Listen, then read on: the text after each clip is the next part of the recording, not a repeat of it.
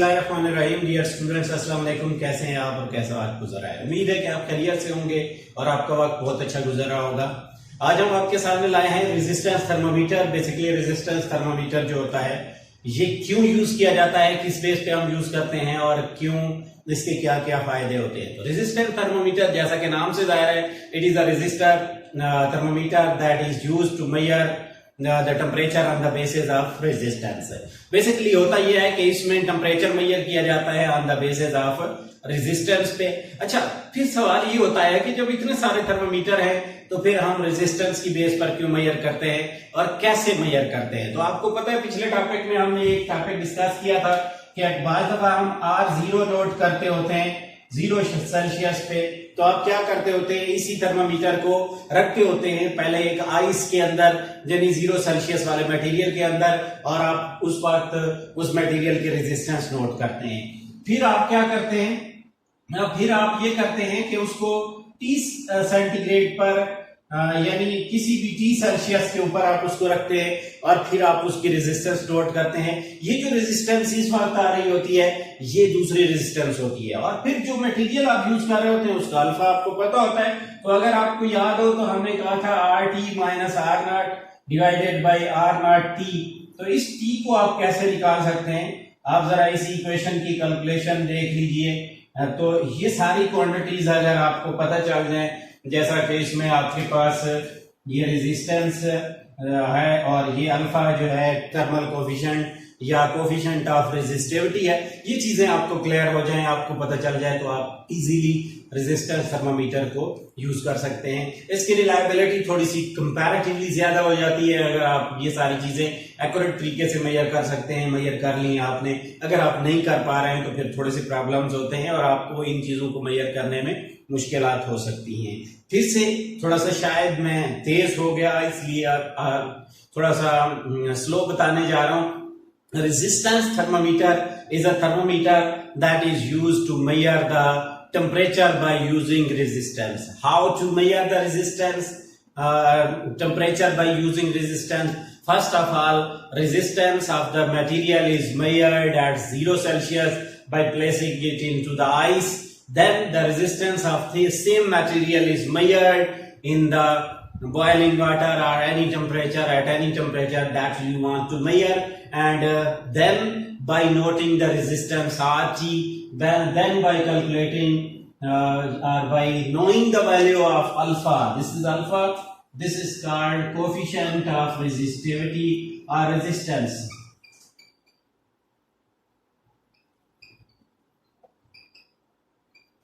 And finally, if you know this value, then you will be able to find the final result, and that would be alpha is equal to RT minus R0 over R0 T. इसको आपने replace किया तो T would be equal to RT minus R0 over alpha R0. This would be the result of your final discussion, and you would be able to find the resistance. You would be able to find the temperature by using resistance.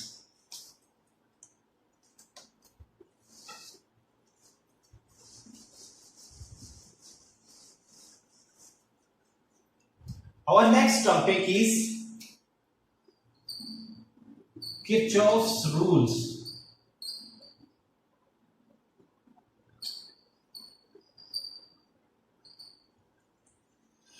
Kirchhoff's rules statement बाद में इसने इनको 2 rule हैं ये, लेकिन पहला सवाल ये होता है कि why we need any other rule as we have Ohm's law. Ohm law हमारी जेब में पड़ा होता है, जहां मर्जी आती है हम निकाल के लगा लेते हैं, जहां हमारी जरूरत होती है हम ओम लॉ को यूज कर लेते हैं। तो फिर ओम लॉ के होने के बावजूद ये लॉ क्यों जरूरत होता है, इस सवाल का जवाब मुझे आपसे चाहिए। ये मेरे पास एक कॉम्बिनेशन है,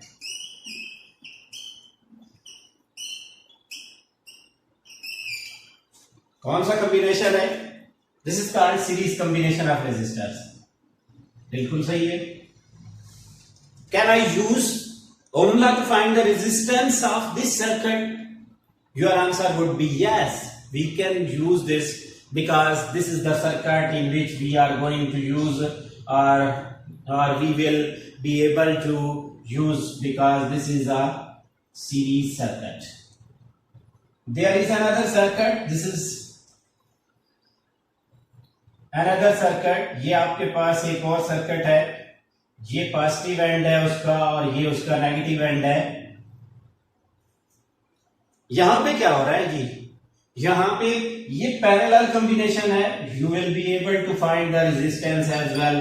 आप इसमें भी ओम लॉ का सहारा लगा के कुछ न कुछ करके आप रेजिस्टेंस निकाल लोगे. लेकिन जरा इस सवाल का जवाब दीजिएगा.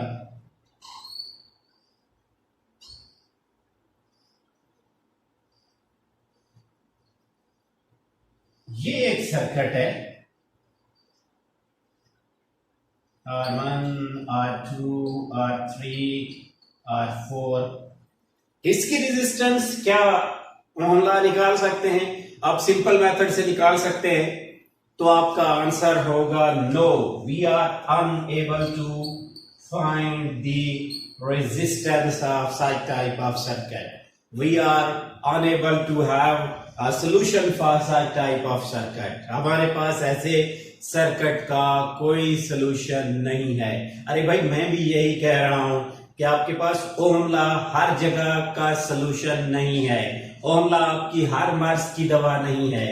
ओम लॉ आपके हर दुखती राग का सोल्यूशन नहीं है. इसलिए जब आपको कॉम्प्लिकेटेड सर्किट्स में जाना पड़ेगा, कॉम्प्लिकेटेड सर्किट्स की ज्योमेट्री डिस्कस करनी होगी, तो फिर आपको नए रूल्स डिस्कस करने होंगे, कुछ नए लॉज का सहारा लेना होगा और उन नए लॉज में जो आपके पास आता है उसको हम कहते हैं किरचॉफ्स रूल्स या किरचॉफ्स लॉज.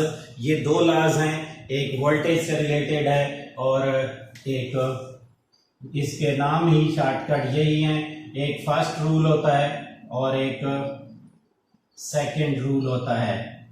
लेकिन इससे पहले कि मैं फर्स्ट सेकंड रूल की तरफ बढ़ूं और मैं कुछ कॉम्प्लिकेशंस की तरफ आपको ले चलूं, आइए मैं पिछले टॉपिक्स जो हैं मेरे पास जो रेजिस्टेंस वाले टॉपिक्स हैं उनसे रिलेटेड चंद एक बातें आपको बता देता हूं ताकि आपको बहुत सारी, क्योंकि पिछला मेरे लेक्चर्स जो थे वो सीरीज. मुझे आपसे एक सवाल है. ये एक सर्किट है.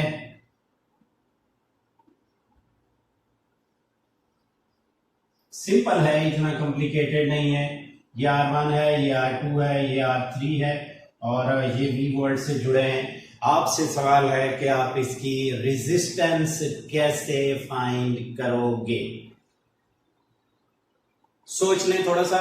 सोचने के बाद यकीनी तौर पे आपने सर्किट पे गौर करना है. अगर आप यहां से शुरू करें तो ये रेजिस्टर सिंपल है, लेकिन अगर आप यहां पे आए तो ये रेजिस्टर एक दूसरे के पैरेलल लगे हुए हैं. जबकि इन दोनों का जो RE होगा वो इसके साथ सीरीज में होगा. आपका नया सर्किट कुछ यूं बनेगा. R1 RE और ये प्लस. तो बेटा इस पूरे सर्किट को सॉल्व करने के लिए ये जो आपको सर्किट नजर आ रहा है, मैं सिर्फ एक को एग्जाम्पलरी केस में सॉल्व करता हूं. मेरे पास जो इसके अंदर जो मेरे पास होगा, यहाँ पे पहले मैं इन दो का पैरेलल तरीके से रिजल्ट निकाल लेता हूं इन दो का. तो 1/RE पैरेलल के लिए होता है 1/R1 1/R2. एलसीएम आएगा R1 मल्टीप्लाई बाई R2, ऊपर आएगा R1 R2 plus R1. RE क्या आ जाएगा? R1 R2 divided by R1 plus R2. लेकिन यहाँ सॉरी मेरा R2 और R3 है तो मैं इनको 3 कर रहा हूँ. इसको भी R2 और R3 कर रहा हूँ. R2 R3 छोटी मोटी इस तरह की गलतियां. ये आपके पास, अब आपके पास RE क्या आ गया? इन दो के लिए RE यहीं इसी के सामने लिख लेते हैं. वो आ गया है R1 R2 multiply by R3 divided by R2 plus R3।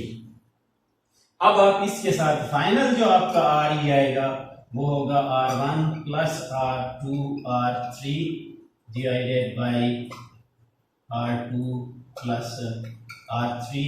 ये आपके पास आ जाता है फाइनल सॉल्यूशन इसका, इस सर्किट का।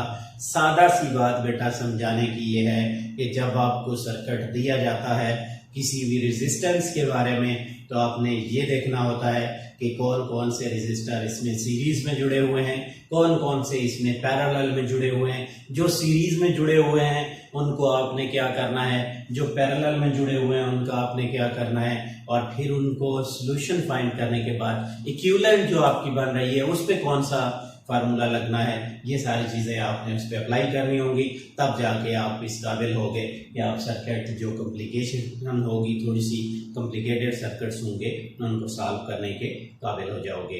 तो आई होप कि इसमें से कुछ चीज़ें आपको समझ आ गई होंगी। इसमें मेन चीज़ें जो जहन में रखने वाली हैं, रेजिस्टेंस थर्मामीटर जो हमने डिस्कस किया, क्यों यूज होता है, किस प्रिंसिपल पे काम करता है, यानी रेजिस्टेंस की बेस पे काम करता है। दूसरा, क्यों ओम लॉ की जरूरत खत्म हो जाती है, जब सर्किट्स कॉम्प्लिकेटेड हो जाते हैं तो नए रूल्स क्यों यूज किए जाते हैं, उनकी वजह क्या होती है। और आखिर पे कि जब आप सर्किट सिंपल सर्किट होते हैं तो उसमें आप इक्विवेलेंट किन किन फैक्टर्स को मद्देनजर रखते हुए करते हैं। तो आई होप कि ये चीज़ें आपको समझ आ गई होंगी।